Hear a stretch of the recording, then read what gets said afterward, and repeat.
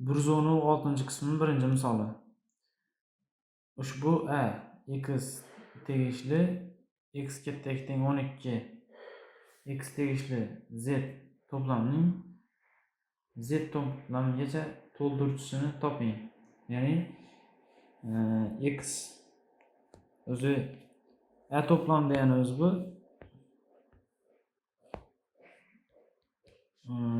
teng ekan 12, 13,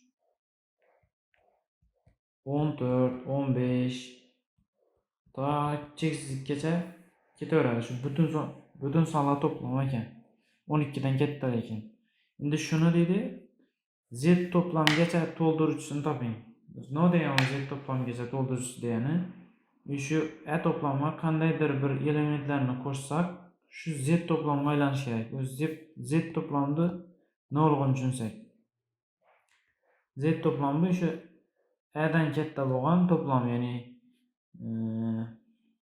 bunda 12 dan cheksizlikkacha ketgan, bu z esa minus cheksizlik, keyin minus cheksizlikdan to plus cheksizlikkacha ketgan butun sonlar bo'ladi. Demak, shu 12 ning chap tarafini qo'shadigan bo'lsak, o'sha 12 a to'plamiga demak, biz shu 12 dan kichik sonlarni a ga qo'shsak, z to'plamiga to'ladi ekan shu a to'plamimiz. Va javobimiz x kichik 12 sonlarini qo'shishimiz kerak.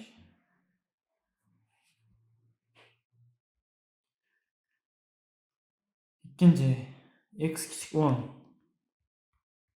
X tegishli natural dedi. Demak, natural degani bu 1, 2, 3, 4, 5, 6, 7, 8, 9. Shu a to'plam ekan. To'plamni b to'plamgacha to'ldiring dedi. Demak, shu a to'plamni b to'plamgacha to'ldirish kerak. Endi b to'plamini ko'rib chiqamiz. Bu to'plam bu x kichik x teng 15 dan x tegishli natural. Demak, 1, 2, 3, 4, 5, 6, 7, 8, 9, 10, 11, 12, 13, 14, 15.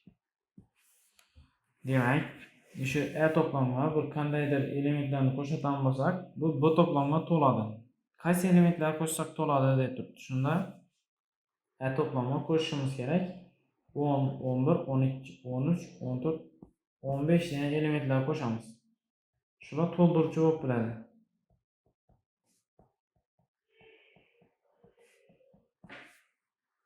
Javobimiz shu bo'ladi.